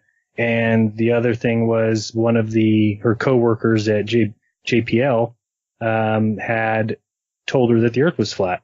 And over the course of a couple of days, and this is, over 10 years ago. And at the time, she worked for NASA and thought both people were crazy. The people saying that we never went to the moon and the people telling her that the Earth was flat. And she just decided to go public because over the last 2-3 years, she's come to the conclusion that the Earth is flat. She's a flat earther now. And she just wanted to voice some of the things that she thought were peculiar about her job. But the way she describes the non-disclosure agreements that she had to sign, and she said, anything you ask me, I'll let you know if I can talk about it. And if I can't, because I did sign several non-disclosure agreements, I'll just tell you I can't talk about those topics. But she said basically that's what they do, is they call you into an office and they tell you to sign it, you sign it, and then they give you a briefing. So that scares me, because it would be very easy for them to call a group of 20 people in and sit them down, and then you have them sign a paper, and then you tell them whatever you need to tell them, that the Earth is flat, that they're going to be working on some deception, whatever it is. And you really put those people in a predicament where they can literally not say anything. If they tried, who knows what the threats are, but it's certainly jail time and fines to start with. And number two, you never know, with the media controlled as they are, you don't even know if you ever did whistleblow or come out and say something that it would even make the nightly news. It might get squashed and you get squashed. And there's tons of examples of that with NASA, with people speaking out against them and quickly losing their life. It's happened numerous times. So I think that's kind of a good enough threat for most people. So I was really proud of her to come out and say what she said, because she also says she had friends that still work with NASA. And when they hear that, they're not going to be real happy with her saying what she said. But she said nothing that she admitted to was ever protected by any non-disclosure agreement. So pretty brave lady. You say that's enough of a threat to keep most people quiet, and I completely agree. It keeps 99% of the people quiet, and the other ones that it doesn't keep quiet are the ones that get killed. So they cover it 100%. Can I ask a question here? When you sign a contract, you're really signing your straw man is the one that's making the contract, your corporate self. So there must be a lifetime term for this non-disclosure agreement. In other words, whatever you do here, you will never discuss for the rest of your life. There's no other term on that, is there? No, she said every non-disclosure agreement that she signed, they last indefinitely. So lifetime. Yeah. Because I think from now on, people should be advised that every time they sign their name on anything, they put that without prejudice, UCC, whatever it is. All rights reserved. Yeah. All rights reserved, right. And then the code section that pertains to that. I should have said this better. I could run and grab it and tell you. But, yeah, people should be very careful about what they sign, because that's what gets them in a pickle. And if you can put a term on what you sign or put some, control on it, then you can talk later. Well, major corporations do this, as you know, Sophia. I mean, when you get hired by a major corporation, especially the large multinationals, as part of your hiring process and, accepting the job is you essentially sign a non-disclosure and a confidentiality agreement. And part of that contract that you sign says that if you conduct yourself in any shape, way, or form that they deem that's detrimental to the company, you could be terminated. So that leaves the question open in the mind of the person, like, well, what exactly is the behavior that you're talking about? That's intentionally left wide open and very vaguely defined so that, they have the upper hand and they have the leverage. So if they decide that for whatever reason they don't want you around anymore, or they don't like you, you can just gone. They get rid of you. So I would assume that places like NASA, JPL, and so on, that's got to be 10 times the level of scrutiny that they put into these confidentiality agreements and these non-disclosures. Mike, were you ever in the military at all? A long time ago, yep. So, and maybe you can help me with, I wonder what, kind of the oaths that they take, because another thing I find interesting is that these astronauts are all mostly military, and the ones that they call civilians are former military, which I just have a problem with. Why do we call them civilians? Like, for instance, if you look it up, Neil Armstrong is considered the only civilian who went to the moon on Apollo 11. Both Mike Collins and Buzz Aldrin were military at the time, but he's considered a civilian. However, he was in the military for many years before he went to NASA. So I'm always wondering, what is the kind of oaths that they've already taken that maybe they're able to use these people as pawns in this whole game. And I don't know if you've looked into the whole Marconi scientist deaths conspiracy theory that is from the mid-'80s, I think it was, that there was 25 British-based Marconi scientists and engineers that all died, who were all working on a Stingray torpedo project. But it was the whole idea of Star Wars, that is better known as Star Wars, the United States Strategic Defense Initiative. And they all died under mysterious circumstances. And, that's the kind of thing that, would open anybody's eyes, that you've got 25 people that die in 8 years due to mysterious circumstances. But maybe you can just tell us if you ever took any kind of oath like that, or know of any oath that they give military people, that maybe that's part of it. I remember that, and I'm going back a long time ago now, but I remember that when you sign up to go into the military, I by the way, I was in the Air National Guard, and I did a 4-year stint, that in the agreement that you sign, it says that you can be recalled at any time, even after you do your 4 years, right? So let's say, you're in and you get out. The thing is, I remember very clearly that even though I was out, I wasn't really out, because if they wanted to tap me and bring me back, they could do that. Now, the other thing is, with many of these guys, Armstrong, Buzz Aldrin, Mike Collins, all those guys, we're really talking about Freemasonry. We're talking about fraternal orders. So I think that is really the glue that keeps it together. That they have an allegiance and they take oaths, as you know, Jaron and David and Sofia. I'm not telling you guys anything you don't know already. Right. But those oaths trump everything. And so I think that that's really what's at play. I think that once a Mason, always a Mason. And and if you open your mouth and you decide you're going to divulge things, well, then Freemason or not, you're going to be taken care of. You're going to be taken out. You might disappear, whatever. Your career will be ruined. So I think that that's what holds the glue together, is the fraternal orders, the secret societies that these guys all belong to. And where that might begin with, too, is I think it's incredible that they all were Boy Scouts. Unless it's much more popular than I knew growing up. I didn't know anybody who was in the Boy Scouts. But if you look up all the astronauts, they all were Boy Scouts first, then became these Masons. So I don't know if that's like a grooming area. Maybe you guys have been in the Boy Scouts or know something about them. I don't know much, but I do know that they seem to be a proving ground or a grooming area for future deceivers. Yeah, I don't know. I was in the Cub Scouts and the Webelos after that, but I never got to the Boy Scouts. I quit, but I don't recall anything nefarious or anybody. My father was a scoutmaster, and Dad wasn't in any kind of secret society. So, and I don't remember anything going on where they were trying to coalesce a group of people to get them to come together for some other purpose. So I don't know. So that I don't know. Well, it's joining the club. I mean, you got to be in the club. The club is a sprawling octopus. And if you're not part of the club, then you're one of the people who will destroy the world if you get too active.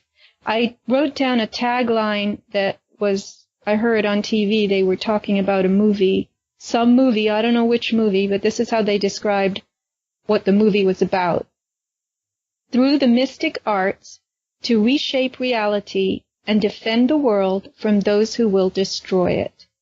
They always put out there that somebody's going to destroy the world, and that cleverly points away from them, and they're going to reshape reality and save the world. And that's exactly what they're doing. They're reshaping reality. And we're sitting here thinking they're helping us and they're going to save us from some force that's going to ruin our lives when it's them. Yeah, no, that's right. That's what they do. And they put themselves up on the pedestal and they're looking out for the betterment of humankind. They're looking out for you, right? I don't think so.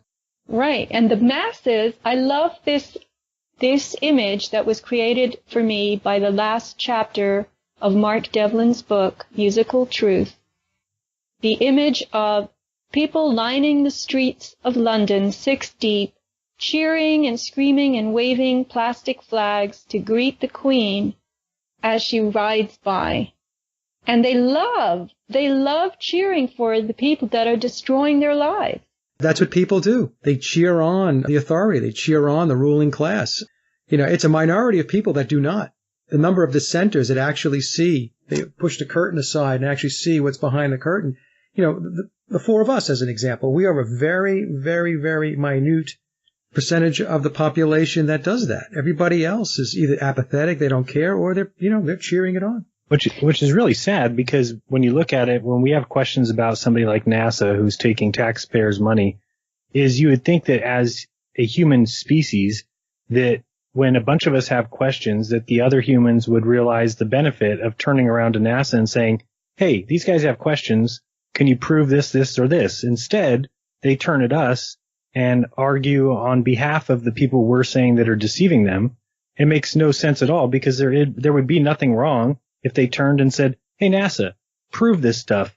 But somehow they've been convinced that they will be considered idiots or they'll be considered morons. And it's more important for them to turn and call us names rather than just solve the problem right off the bat by joining us and saying, yeah, NASA, prove these things. And if they prove that they are telling the truth, then great. Then we all feel better because we all got closer to the truth, and we all feel comfortable that we trusted NASA because now we've proven that they're telling the truth. But we can't even get there because we're fighting through the crowds of people that love NASA, love everything about them, and wouldn't dare question them. That's pretty sad. It is sad. Yeah, they're cheering on the ball Earth and the giant, enormous universe full of infinite numbers of galaxies and their own infinitesimal status therein. That's what they want. It's the equivalent of having somebody stand in front of you saying, close your eyes, open your mouth, pinch your nose, swallow this, what I've got on this spoon for you, without ever checking into their background.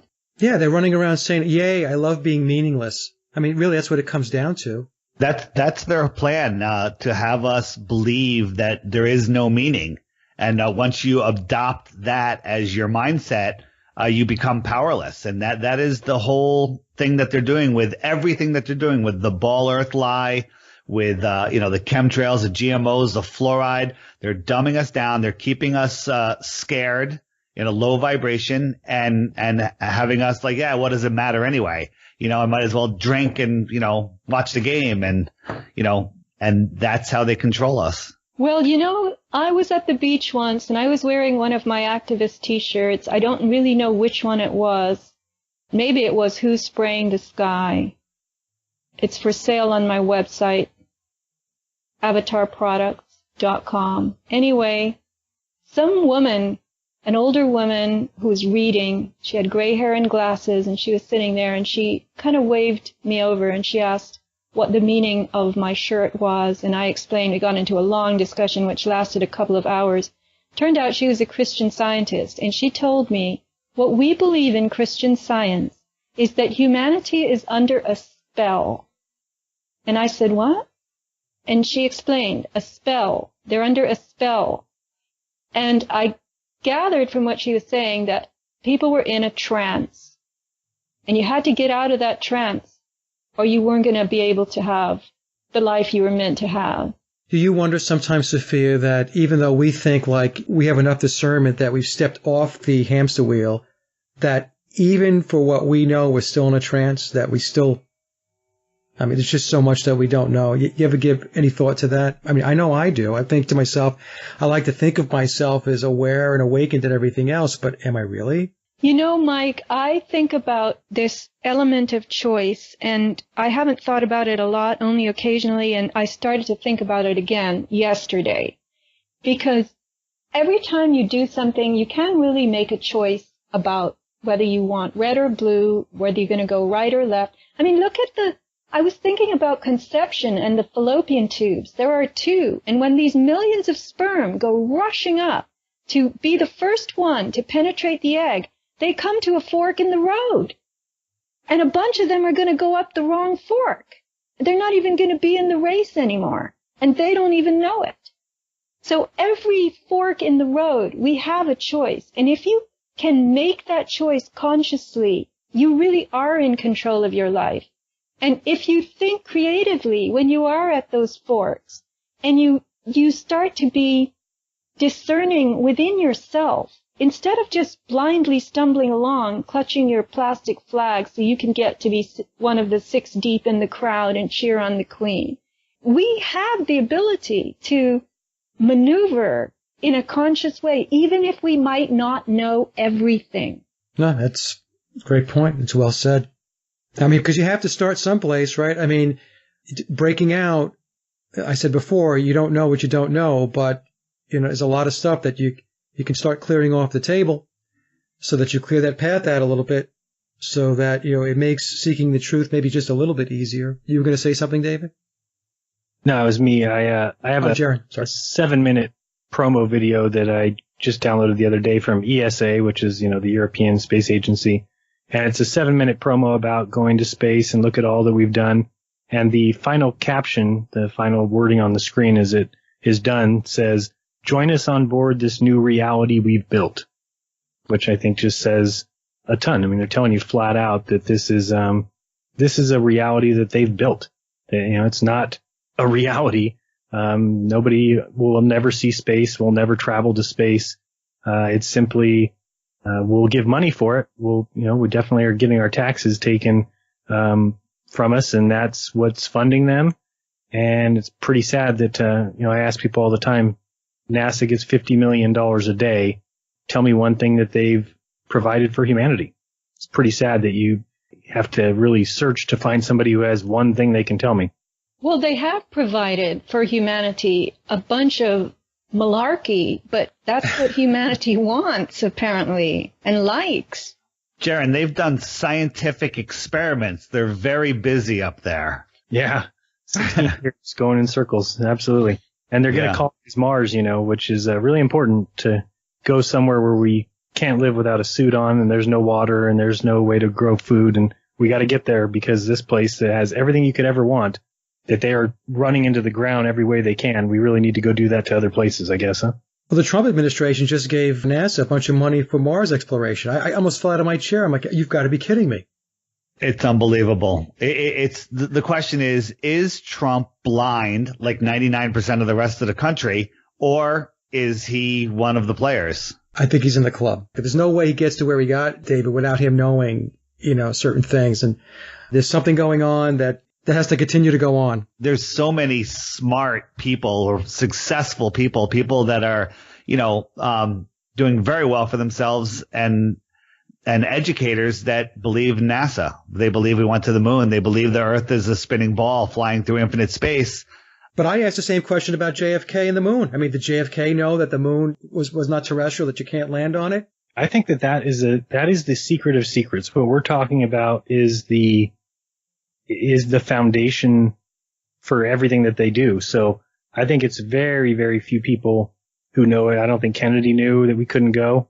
And I don't think that Trump knows anything about NASA. Do I think that he's in the group? Yeah, probably. I mean, you can't, like you said, Mike, you can't be that rich and famous and powerful without having, being in the club with those guys. Right. You've definitely stepped on people's throats and you've, probably cheated and lied quite a few times to get there.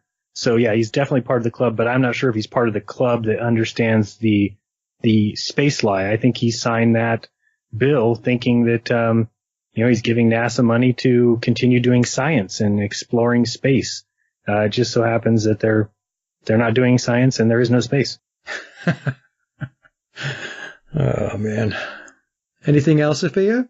That's pretty much it. I mean, we've been on for a good couple of hours, and it's been greatly enjoyable, and I've learned a lot.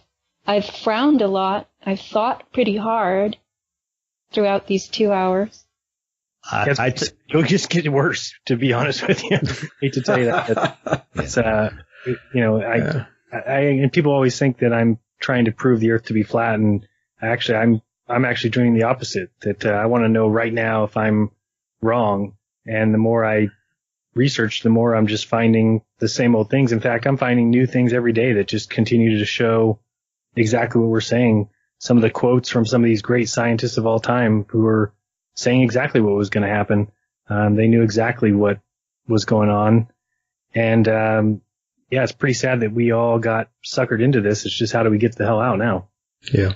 People, it's like like a Morpheus in the Matrix. Some people aren't ready to wake up because, when you realize any of these conspiracies, it takes you all the way to flat Earth, and that your whole life has been a lie. Not your fault. You were indoctrinated into it, but it's a tough awakening. But I'd rather be awake and alone, or with just a few friends, than a zombie walking, sleeping, and not knowing where I am. You guys, I just want to mention this. There's two ways to look at the glass, half empty or half full. And when I first was introduced to this flat Earth concept, I actually went to the beach to test it out, to see the flat horizon myself and various other properties, physical properties that had been described to me as being able to determine with your own eyes. Come on. So here I am walking on the beach, and I'm seeing all these people, and they're collecting shells, and they're talking, and I'm feeling so sorry for them. And I'm looking at each of them and wondering, does he know the Earth is flat? Do they know? I really wonder. And feeling sorry for them, but at the same time, I just felt exhilarated and free. I felt happy that I was free of that mythology and that somebody had swept it away from me and cleaned my windshield, so to speak. And I think that people who are picking up on the enormity of this other reality, not the reshaped reality that has been built for us, it's a very freeing thing. It should make you want to jump up and down and throw your arms up in the air and say, woohoo, this feels good, right? We don't need to feel alone. We often do, but the fact is it feels good to be relieved of all these nooses around our consciousness. I agree, Sophia, because I've always said that it's cleared so many things off the table for me. There were things that I used to spend time researching on. Colonizing the moon, Mars, aliens, UFOs, space invasion, asteroids, planet Nibiru, and so on, all of this stuff. All gone now. It's all gone. It's all gone. So you get all that crap off the table. So what happens now? Now I have the time to focus on, to narrow the aperture and really zone in and have focus on things that I really should be focused on, because all that other stuff was just distractions. That's all stuff that's hanging out there to make you wander aimlessly through the woods and make you think actually that you're doing something. That's the really sad part about it, is you actually think that you're doing deep research and you're understanding something when in reality, it's all make-believe. It's all make-believe. It's like researching Peter Pan, right? So in any case, I absolutely agree with you that it's very freeing, it's very liberating, and I don't make any excuses for it. For quite a time, I really held back saying anything to anybody about being a flat earther, because there was so many people were just so vicious, and they would just attack. There was no civil discourse whatsoever, but I've gotten to the point now, and I have probably been there now for probably the last 9 to 10 months or so, where I just don't care. It's who I am, it's where I'm at, and I'm going to talk about it openly and freely. Too bad. I don't know if you guys have heard the idea that somebody was throwing around, that to tell people on April Fool's Day to go ahead and post a bunch of links to different channels in Flat Earth conversations or Flat Earth videos, and then say, I'm now a Flat Earther. And this way they can get it out there to all their family and friends, and then they can use the excuse of, oh no, it was April Fool's. But, imagine the clicks that people will get just by saying that. But I recommend looking at the vegan warrior. You know who he is? I do, yeah. Yeah, he put out a recent video that's called "I'm No Longer a Flat Earther." For 25 minutes, it is the first 25 minutes of that video is so inspiring. It's awesome to hear. He basically goes through this idea of not being a flat earther anymore because he says the flat earth was a word that was put on us by the globe, and it was intended from the very start. He talks about it like it's the Super Bowl game, and you've got the globe earth against the flat earth, but they've got their stands full of people. They've got the best team. They've got every star player, and we're over here with nobody in our stands and really nobody that's a great player on the team. But the way he goes through it and then just gets really inspiring, talking about the fact that he's a realist and that there's no reason why we should have to bow down to them and say, oh, because you have all these esoteric ideas and these metaphysical beliefs, that we're talking in reality, that we have the team. It's just a great video. I definitely recommend it because you might watch the first 5 minutes and be like, why did Jaron make me watch this? That's what my wife said, at least. And then after it gets going, I mean, at the end of that, you're like ready to go take on the world. I just thought it was an awesome video. Send me the link, Jaron, and I'll put it in the show notes. Okay. Yeah, all of the topics that we talked about, I'll give you the links to all the videos that relate to them in order. So anyone that's listening, that just go through the show notes and you'll see some great videos explaining in much better detail what we're talking about. Sophia? Yeah, no, I think that we're wrapping up, and we've aired our views in a very creative and fulfilling way, and I just hope that people will have resonance with this. It was a great show. Whose idea was it? David. Sophia's. No, David. Jaron's. It wasn't mine. See, we're just batting the ball.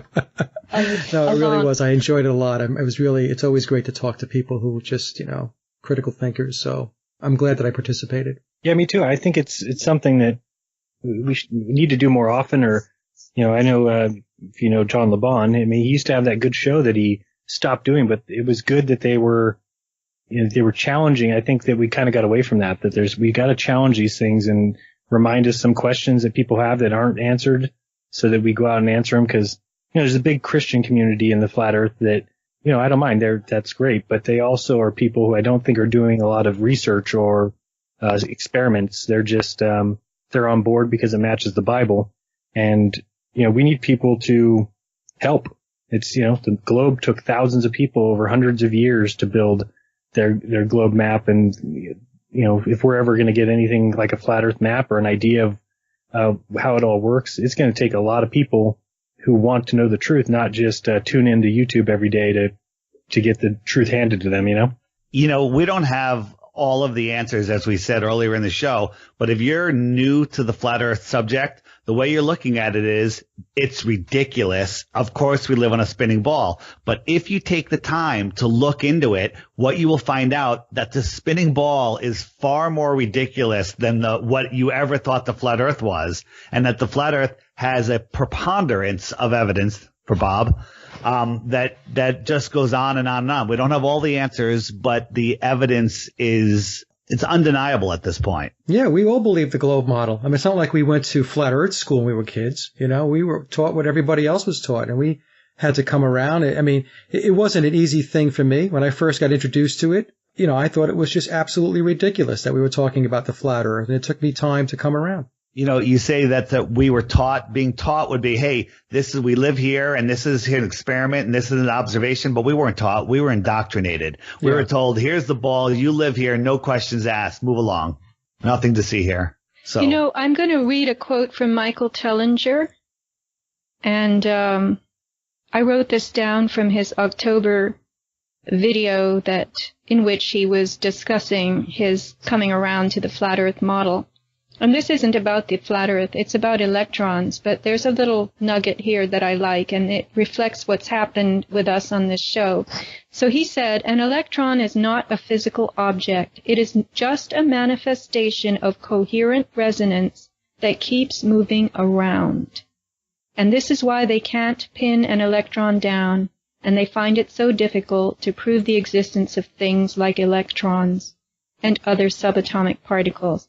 But the point being that we experienced coherent resonance amongst ourselves. And hopefully that will be experienced and enjoyed by others who listen to this. And we are not trying to prove anything. We are expressing coherent resonance about our questions and the way in which we were raised and indoctrinated.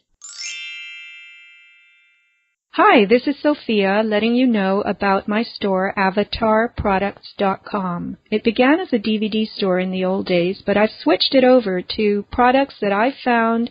Some of them I've actually thought of myself, and people have formulated them for me, biochemists with labs, and I am selling now a lot of body remediation items that you might enjoy as you discover your own body getting a little older, accumulating a few more toxic materials and compounds. Our cells get challenged later in life.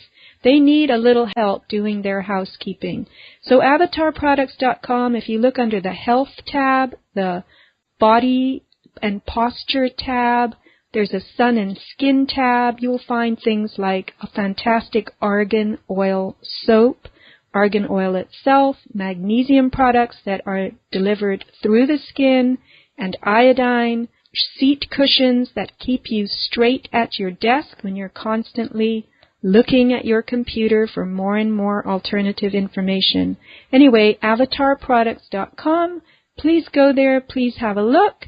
Definitely use the downloaded PDF form for sending in a check. Let's support each other and not enrich the banks. You can always mail your order in. And I thank you very much for your support.